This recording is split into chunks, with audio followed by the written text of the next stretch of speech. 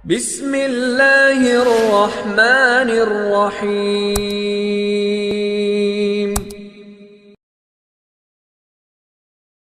Idul Adha itu dari kata id. Id itu kembali banyak nikmat atau terulangnya nikmat-nikmat yang diberikan oleh Allah Subhanahu wa taala. Kemudian Al-Adha ini banyak yang mengatakan terkait dengan ibadah penyembelihan kurban, disebut Idul Adha atau Idul Kurban. Saya cerita sedikit tentang sejarah Idul Adha.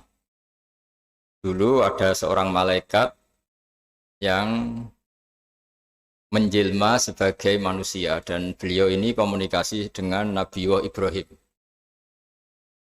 Sebelum saya cerita jauh, saya katakan juga saya ingatkan lagi bahwa cara berpikir kita sebagai mukmin itu harus berpikir awalal khilqah.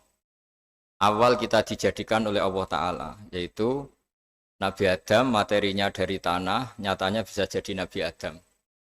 Kita dari sperma, nyatanya bisa jadi manusia. Dengan konstruksi yang sempurna. Dengan cara seperti ini, nanti bayangkan kekuasaan Allah yang tidak terbatas menjadi mudah. Saya teruskan, si malaikat tadi tanya ke Nabi Ibrahim, saya minta kambing kamu. Oh ya, silahkan. Asal kamu melantunkan kalimat tasbih, terus dibaca tasbih, indah sekali, merdu, terus bisa minta tambahan kambing, ya. Sampai beberapa kali. Demi Allah, ini baru kambing, baru hewan. Andaikan anak saya pun, kalau demi Allah saya kurbankan.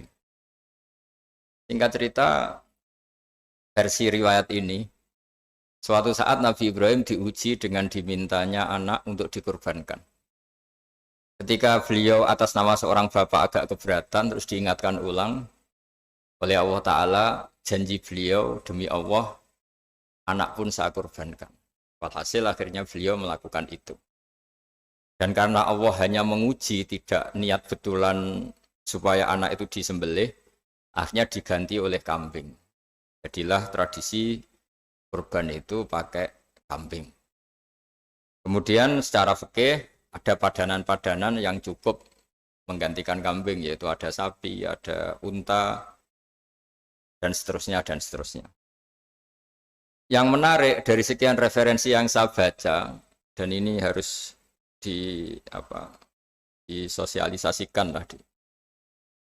Sebagian versi itu adalah bahwa Nabi Ibrahim ketika diangkat di alam malakut, di alam langit sana, itu ketemu Allah, kemudian Allah tanya, Ibrahim, banyak hamba-hambaku yang durhaka, tidak tahu saya sebagai Tuhannya.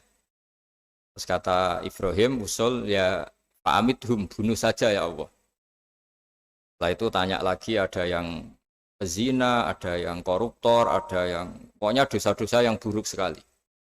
Dan di semua itu Nabi Ibrahim usul, mereka hidup di bumi engkau ya Allah, makan rezekimu ya Allah, maka mereka enggak sopan sekali, enggak ngerti engkau. Terus singkat cerita minta itu diadab, siksa. Suatu saat versi referensi ini di kitab Hikam, kalau di kitab saya halaman 15 juz 2, suatu saat Nabi Ibrahim itu diminta sama Allah menyembelih Ismail. Citra ini penting sekali. Setelah disuruh menyembelih Ismail, Nabi Ibrahim komplain. Ya Allah, ini anak saya, samratu fuadi, buah hati saya, kenapa engkau seenaknya minta saya sembelih? Enggak bisa ya Allah, ini samratu fuadi, buah hati saya. Terus kata Allah, orang-orang yang durhaka yang kamu usulkan supaya saya bunuh itu hamba saya menciptakan mereka, saya mencintai mereka, karena itu ciptaan saya. Anda enak saja usul saya matikan, saya bunuh. Sekarang ketika Anda usul, saya tidak mikir, kenapa ketika saya usul kamu mikir? Terus akhirnya Nabi Ibrahim mau oke ya Allah. Setelah itu semenjak itu Nabi Ibrahim itu begitu sayang sama hamba-hambanya Allah. Sehingga dari cerita yang paling masyhur, ketika Abu Bakar As-Siddiq begitu lemah lembut sama hamba-hamba Allah yang lain, Nabi Muhammad mensepadankan dalam hal ini sama Nabi Ibrahim, hati kamu sehalus Ibrahim. Yaitu Nabi Ibrahim Beliau akhir-akhir punya komitmen faman tabi'ani fa innahu minni wa man asani fa innaka ghafurur rahim. Ya Allah, orang yang ikut sunnahku maka jelas bagian dari saya. Dan yang sedang durhaka wa man asani, saya harapkan fa innaka ghafurur rahim. Engkau Maha Pengampun, Maha Penyayang. Semenjak itu menjadi sunnatan mutaba'ah bahwa agama ini agama rahmatan lil alamin, bahwa melihat kemungkaran, melihat kebodohan, ketimpangan, itu komitmen kita ini membenahin, bukan menghabisin. Melihat kesalahan, komitmen kita ini in uridu ilal islaha mastata'tu. Komitmen kita ini ingin lebih baik, bukan mengacaukan dunia ini. Semenjak itu terus syariat-syariat Islam disebut anit tabi millata Ibrahim Hanifah, bahwa kita mengikuti millahnya Ibrahim. Sebab itu kemudian setelah ini menjadi sunnatan mutaba'ah, bahkan banyak ulama yang berpendapat ketika Rasulullah SAW Mi'raj, itu dari sekian Nabi Ulul Azmi yang enggak ketemu itu Nabi Nuh. Nabi Nuh alaihissalam, padahal termasuk Nabi Ulul Azmi. Itu banyak yang menganalisis karena Nabi Nuh itu pernah berdoa, Rabbi la tadhar alal ardi minal kafirina dayaro. Nabi Nuh adalah Nabi yang pernah cara Jawa maksud no kaumnya, mendoakan buruk sama kaumnya, dan itu tidak manhaj, tidak metode yang Nabi Muhammad disuruh ikut metode itu, tapi Nabi disuruh ikut manhaj atau pola sosiologi, pola dakwah atau pola sosial yang harus mengikuti Nabi Ibrahim anit tabi millata Ibrahim Hanifah. Nabi Ibrahim itu orang yang sangat lemah lembut, yang ngendikan faman tabi'ani fa innahu minni wa man asani fa innaka ghafurur rahim. Sebab itu teman-teman yang di Kanada, yang di mana-mana, kita ngikuti status ilmu hakikat. Di ilmu manusia, negara ini milik Kanada, milik Amerika, milik Eropa misalnya, atau milik mana sajalah. Tapi di status ilmu hakikat, semua itu milik Allah. Sehingga di antara ciri khas Islam adalah kalau dulu agama-agama lain harus salat di tempat peribadatan mereka, Islam mengatakan ju'ilat lanal ardu kulluha masjidan, semua bumi Allah itu masjid tempat sujud. Sehingga orang Islam fa'enama adrokathu sholat, kamu kapan saja ketemu waktu sholat, ya sholat, semua bumi Allah itu tempat sujud. Sehingga suatu saat sahabat yang biasa siaha, biasa hidup di perantauan, Nabi memberi nasihat, al-bilad biladullah wal ibad ibadullah fahaitsuma asabta khairan fa'akim. Semua negara itu milik Allah, semua hamba dimanapun juga hamba Allah. Kamu di mana saja mendapatkan kebaikan, ya silahkan berdomisili di situ. Saya pernah di Korea, itu asik karena itu yang orang-orang katanya teman-teman, saya ini di rumah itu enggak kiai, Gus. Sering di sawah, sering di Tegal. Gara-gara di Korea jadi mufti gitu. Karena enggak ada kiainya gitu. Jadi orang-orang yang enggak jadi kiai di Jawa, mungkin kalau di luar Jawa atau di luar Indonesia malah jadi kiai gitu. Artinya gini, pentingnya jadi kiai bukan menjadi gagah, itu enggak, tapi begini. Dulu bawaannya rakyat itu kan kalau ke masjid komplain, ada masjid bocor, kayak ada keran yang kurang baik. Tapi kalau sudah jadi kiai itu tahu rasanya. Betapa nata masjid itu susah, ngelola masjid itu susah, nyari imam itu juga susah, melanggengkan jamaah juga susah. Jadi pentingnya jadi kiai itu bukan gagah-gagahan jadi imam, tapi bertanggung jawab atas proses yang berjalan. Jika dulu di antara nasihat bapak saya, bapak itu termasuk orang yang nggak suka sama orang tawadhu, orang yang sopan. Dulu saya juga iskal itu janggal. Kata bapak, wong tawadhu itu apik, orang sopan itu baik. Tapi biasanya itu cara orang menghindari tanggung jawab. Disuruh jadi kiai nggak mau. Tapi kalau ada kiai salah komplain itu. Disuruh jadi menteri nggak mau, kalau ada menteri salah komplain itu. Disuruh jadi apa nggak mau. Kesannya tawadhu, tapi sebenarnya hanya menghindari tanggung jawab. Disuruh pidato nggak mau, disuruh jadi MC nggak mau. Tapi kalau ada orang salah komplain itu. Jika kata bapak tawadhu itu baik, asal tawadhu betul. Gitu. Tapi kebanyakan nggak, tawadhu itu menghindari tanggung jawab sambil cari salahnya orang lain. Nah ini yang tawadhu yang akhirnya kurang baik. Nah teruskan, jadi Nabi Ibrahim ini panutan yang luar biasa. Beliau adalah orang yang alami sekian proses sosial yang akhirnya diakui sebagai Khalilur Rahman, orang yang sangat dicintai Allah Ta'ala. Di antara sebab dicintainya Nabi Ibrahim adalah seperti yang dialami Nabi Adam. Nabi Adam ketika turun di bumi, itu keresahan pertama itu bukan karena kurang makanan atau kurang minuman, itu enggak. Beliau turun di bumi mendapati bangsa yang lain, kalau dalam kitab disebut Banul Jan. Itu dia janggalnya Masya Allah. Ini orang makhluk-makhluk ini kok enggak kenal sama Allah yang menciptakannya. Kan aneh ya kalau kita hidup di Kanada terus nggak tahu PM-nya siapa, Perdana Menterinya siapa, kita hidup di Indonesia nggak tahu presidennya siapa. Itu kan aneh. Kita hidup di kampung nggak ngerti lurahnya siapa aja aneh. Ini hidup di buminya Allah kok nggak tahu Allah itu siapa. Nggak pernah menyebut Allah. Padahal harusnya yang paling dikenal pertama itu ya zat yang menciptakan kita, menciptakan langit bumi dan sebagainya. Sehingga beliau itu gerutu itu komplain.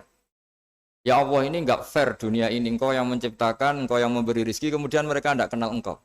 Ini kata Nabi Adam alaihissalam. Barokahnya komplain itu, jadi komplain itu yang diridhoi Allah juga banyak.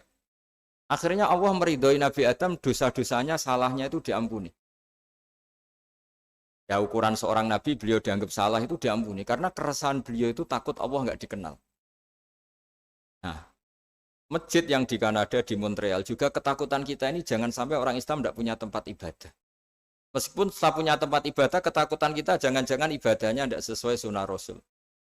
Setelah sesuai sunnah Rasul kita takut lagi, jangan-jangan memaksa sesuai tapi karena ingin benar. Dan setelah ingin benar, takutnya secara tasawuf ngimani kebenaran itu. Bukan ngimani rahmatnya Allah tapi ngimani kebenaran itu. Akhirnya jadi ujub. Ujub itu bangga amal diterima karena kebaikannya, bukan karena fadlnya Allah, karena anugerah. Nah ketakutan-ketakutan ini khas orang soleh. Orang soleh itu kalau nggak sholat takut. Setelah sholat takut nggak sesuai syarat rukun. Setelah sesuai semua takut iktimat alal amal. Membanggakan kebenaran. Tapi bukan membanggakan luasnya rahmatnya Allah Ta'ala. Sehingga di luar ilmu fikih ada ilmu namanya ilmu tasawuf. Ilmu yang mengelola hati. Jadi ibarat orang itu kalau yang paling masyhur dalam cerita-cerita orang sufi. Ada orang sudah masuk surga karena tidak pernah dosa sama sekali. Ini cerita-cerita yang melegenda di dunia tasawuf. Tanya Allah, kenapa kamu masuk surga? Karena saya taat terus ya Allah, nggak pernah maksiat sama engkau. Berapa lama kamu hidup di dunia? 80 tahun. Ya sudah, karena taat kamu 80 tahun, ya surga kamu 80 tahun. Ya komplain, ya Allah katanya surga selamanya. Kenapa ini hanya 80 tahun? Yang selamanya itu rahmat saya. Kalau amal kamu kan terbatas 80 tahun, maka balasannya hanya 80 tahun. Nah semenjak itu beliau sadar, oh ya Allah, masuk surga itu fadlmu, anugerahmu, amal saya tidak ada bandingannya dengan surgamu. Nah ini jadi sehingga keyakinan ahli sunnah wal jamaah diantara ciri khasnya adalah masuk surga itu karena fadlnya Allah, karena anugerahnya Allah. Maksudnya itu oke, kita amal, tapi amal kita tetap terbatas. Tidak memberi kontribusi pada kerajaan Allah, pada kedikjayaan Allah sebagai Tuhan. Yang tidak terbatas adalah fadlnya Allah Subhanahu wa Ta'ala. Nah, keresahan-keresahan ini kemudian yang diwariskan oleh para nabi ke ulama-ulama. Di keresahannya ulama itu mirip-mirip keresahan nabi. Nabi dulu itu sampai dakwah, sampai sosialisasi kebenaran itu takut Allah itu la yuzkaru fi mulki. Allah tidak disebut, tidak menjadi aktor. Kan tidak fair kita misalnya nempat di negara orang terus nggak tahu duta besarnya siapa, terus kalau ngurus paspor di mana, ngurus visa di mana. Ini sama, kita hambanya Allah tapi nggak pernah ngurus status kehambaannya. Harusnya kita ngurus status kehambaan kita dengan sholat, berarti kehambaan kita hidup. Dengan baca tasbih berarti kehambaan kita hidup. Makanya dalam sebuah ayat disebutkan masuk surga itu gampang, yang susah itu kamu masuk status kehambaan itu. Makanya disebut ya aja Tuhan nafsul mutmainnah irji'i ila rabbiki radiyatan mardiyah. Pertama apa? Fadkhuli fi ibadi. Kamu harus masuk status sebagai hambaku dulu. Baru wadkhuli jannati, baru kamu baru masuk surga. Jadi orang boleh nikmati fasilitas negara lain kalau visa paspornya disahkan. Orang boleh masuk surga kalau status kehambaannya disahkan oleh Allah Subhanahu wa Ta'ala. Nah, lalu status kehambaan itu dimulai dari mana? Secara fisik kita sujud. Anggota tubuh yang begitu terhormat, namanya kepala, kita tundukkan kepada Allah Ta'ala. Hati kita, akal kita yang ingin menguasai dunia misalnya, ambisi itu kita kalahkan untuk hanya tunduk kepada aturan-aturan Allah Subhanahu wa Ta'ala. kekhawatiran kita akan menghadapi alam akhirat. Nah, ini yang penting. Nanti setelah kita mati kayak apa, jadi debu, jadi tanah, lalu bangkit kita gimana? Sebagaimana mukadimah saya, ingatlah annas atil ula. Ingatlah penciptaan pertama, bahwa Allah punya reputasi menciptakan Nabi Adam dari tanah, dan di tubuh Nabi Adam itu tersimpan calon generasi berikutnya ila yaumil qiyamah. Kayak apa susahnya bikin Nabi Adam kalau andikan kita boleh berpikir. Bikin satu master manusia yang akan melahirkan manusia seluruh dunia. Ibaratnya chipnya itu sudah ada di punggung Nabi Adam. Dan itu materinya dari tanah. Dengan berpikir gitu, maka ketika kita meninggal, sudah jadi tanah, kembali lagi jadi manusia adalah hal yang mudah. Karena Allah punya reputasi menciptakan manusia super, yaitu Nabi Adam dari tanah. Jika setiap kali kita iskal janggal terhadap kekuasaan Allah, kata Allah Ta'ala, Qul yuhihalladzi ansha'aha awwala marrah. Kalau kamu janggal terhadap kemampuan saya, kemampuan kami menghidupkan tulang belulang yang sudah rapuh, sudah hancur, maka ingatlah reputasi saya, kata Allah, reputasi kami menciptakan Adam dari tanah. Ya, para nabi itu, ini semoga teman-teman yang di Kanaja masih ingat betul iman yang dilatih para guru kita di Jawa, di Indonesia. Para nabi itu saking imannya sama Allah, itu tidak ada, sampai kasarnya itu nggak tahu bedanya antara hal itu masuk akal maupun tidak. Saya beri contoh begini, kalau dalam ilmu tauhid, dan ini harus kita latih terus sampai ketemu Allah Ta'ala. Ketika telur jadi ayam, itu sebetulnya itu kita juga tidak ikut mampu bikin telur jadi ayam. Tapi berhubung sering terjadi, kita bilang telur jadi ayam itu mungkin. Mungkin itu ya mungkin sering terjadi. Padahal sering terjadi ini juga tidak yang jenis kita ikut berkontribusi. Lalu ketika sering terjadi ini kita bilang itu mungkin. Padahal saat kita bilang mungkin, juga hakikatnya kita tidak ikut menciptakan telur menjadi ayam. Lalu karena seringnya telur jadi ayam, kita bilang telur jadi ayam itu mungkin. Mungkin itu nggak muhal. Begitu juga bebijian, nanti jadi pohon besar yang rindang, yang berbuah, kita katakan mungkin. Kenapa kita katakan mungkin? Karena itu sering terjadi. Toh kita pun tidak ikut menciptakan biji jadi pohon besar, telur jadi ayam. Artinya apa? Zaman sesuatu itu sering terjadi, kita pun sebetulnya tidak pernah ikut menciptakan. Hanya menyaksikan sering, terus kita bilang itu mungkin. Tapi kita tidak memberi kontribusi sama sekali. Semua itu karena kudrohnya Allah, kemampuan Allah. Lalu ketika ada orang yang bilang batu ini bisa melahirkan onta, kita bilang mohal, batu itu tidak mungkin melahirkan onta. Tapi kalau seorang nabi itu nggak tahu bedanya antara batu melahirkan onta dengan indukan onta melahirkan onta. Karena nabi-nabi itu makomnya sudah sangat tinggi. Ketika onta induk melahirkan onta juga tidak atas kemampuan onta induk. Onta induk tidak punya kemampuan menciptakan onta. Juga karena kudrohnya Allah Ta'ala. Jika kalau batu mengeluarkan onta juga mungkin kalau Allah menghendaki. Hingga ketika Nabi Soleh diminta kaumnya, apa bukti engkau Nabi? Tunjukkan ayat kalau engkau Nabi. Yang kamu minta apa? Seekor onta keluar dari batu besar ini. Nabi Soleh dengan entengnya berdoa sama Allah dan keluarlah onta keluar dari batu. Nah itu makom yang paling tinggi. Makom paling tinggi itu kita mendudukkan Allah sebagai zat yang tidak terbatas kudrohnya. Hingga para nabi itu terus punya mukjizat. Nah, mukjizat itu untuk mengingatkan ulang bahwa Allah itu tidak terbatas kemampuannya. Bagaimana unta keluar dari batu besar zaman Nabi Soleh, zaman Nabi Muhammad air keluar dari jemarinya Rasulullah SAW, Nabi Ibrahim dibakar tidak mempan, tetap sehat, tetap bugar. Karena semua ini sebagai bukti bahwa kudrohnya Allah tidak terbatas. Iman-iman seperti ini harus kita jaga. Apapun rasionalitas kita dan meskipun kita selalu rasional, tetap menyisakan iman bahwa kudroh Allah itu tidak terbatas.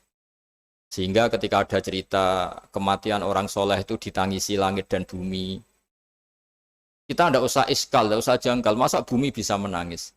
Karena kita yang sekarang bisa nangis adalah materinya dari tanah. Materinya dari bumi. Terus iman ini kita jaga sehingga kalau kita yasinan, Masih ingat Allah kalau mengingatkan kudrohnya yang tidak terbatas, manusia disuruh ingat qul yuhyyihalladzi ansha'aha awwala marrah. Kamu harus ingat bahwa Allah itu yang menghidupkan kamu, menghidupkan semuanya ketika kamu belum menjadi seperti ini. Jadi intinya itu kita ingat meskipun telur itu lazim jadi ayam, tetap tidak karena kudrohnya ayam itu, tapi karena kudrohnya Allah. Indukan unta melahirkan anak unta juga bukan kemampuan indukan unta, karena ini juga makhluk yang lemah, tapi juga kemampuan Allah Subhanahu wa Ta'ala. Jika dengan demikian kita termasuk hamba Allah sesuai target yang diingatkan Allah. Falamma tabayyana lahu qala a'lamu annallaha ala kulli syai'in qadir. Hamba Allah yang baik adalah hamba ketika menyaksikan fenomena apapun, semua itu li ta'lamu annallaha ala kulli syai'in qadir wa annallaha qad ahata bi kulli syai'in ilma. Apapun di alam raya ini semuanya itu bukti bahwa Allah ala kulli syai'in qadir, Allah kuasa dan Allah meliputi semua makhluknya dalam pandangannya, dalam pantauannya. Jadi saya mohon teman-teman yang di Montreal, yang di Kanada juga di manapun harus ingat status hakikat bahwa al-bilad biladullah wal ibad ibadullah fa haitsu ma asabta khairan fa'akim. Negara hakikatnya milik Allah, semua hamba juga milik Allah. Di mana saja kamu berada dan menemukan kebaikan, silahkan hidup di situ. Tentu dengan sosialisasi yang baik, baik dengan non-muslim maupun dengan muslim, karena Allah mengajarkan wa qulu linnasi husna. Ajaran Islam adalah rahmatan lil alamin, rahmat bagi semua. Tentu tidak henti-hentinya kita menjelaskan kebenaran yang diinginkan oleh Allah Subhanahu wa Ta'ala. Saya kira demikian karena juga ini di sini sudah malam. Jadi saya mohon maaf mungkin tidak bisa ikuti tanya jawab karena di sini sudah malam, apalagi tadi habis takziah saya karena ya ada mas saya yang sudah sepuh sekali wafat, terus tadi barusan datang, jadi mohon maaf tidak mengikuti acara mulai pertama. Tapi saya mohon ayat-ayat Quran yang saya terangkan tadi bahwa untuk mensifati Allah kudrohnya tidak terbatas, ingatlah bahwa kita yang secerdas ini, yang sehebat ini, kita semua manusia yang cerdas begini, matanya bisa melihat, hatinya bisa merenung, otaknya bisa berpikir cerdas, itu dari materi tanah. Dan Allah mampu. Allah bisa bikin orang miliatan gini dari satu orang manusia namanya Nabi Adam. Kayak apa susahnya bikin konstruksi Nabi Adam kalau boleh dibahasakan. Dan itu Allah punya reputasi mampu. Dengan cara seperti itu kita akan gampang iman bahwa kita setelah meninggal dan menjadi tanah, ya sama seperti kita masih hidup. Zaman kita hidup ya tidak tahu cara kerja jantung kita, nafas kita, uratnya gimana, terus sistem tubuh. Meskipun ilmu medis ngerti mengurai itu, tapi tetap saja hanya ngerti, tidak menciptakan. Yang menggerakkan jantung, organ tubuh kita tetap Allah Subhanahu wa Ta'ala. Dia yang Al-Fa'ilul Mukhtar, dia yang semuanya mengendalikan kita. Artinya zaman kita hidup pun sebenarnya kita yang tidak mengendalikan kita. Nafas kita ya dalam kendali Allah, ikhtiar kita dalam kendali Allah. Sama setelah kita mati juga dalam kendali Allah. Guru-guru kita semuanya melatih inna sholati wa nusuki wa mahyaya wa mamati lillahi rabbil alamin. Hakikat ibadah kita, hakikat hidup kita, hakikat mati kita, semuanya tidak dalam kendali kita. Semua itu dalam kendali Allah Ta'ala. Dengan demikian terus kita insya Allah ingin jadi hambanya dulu. Baru setelah jadi hambanya, baru sah menjadi ahli penghuni surganya. Wadkhuli fi ibadi, baru wadkhuli jannati. Masuklah berstatus sebagai hambaku, baru engkau kalian semua layak menjadi penghuni surgaku. Mohon maaf atas semua kesalahan. Billahi taufik. Wassalamualaikum warahmatullahi wabarakatuh.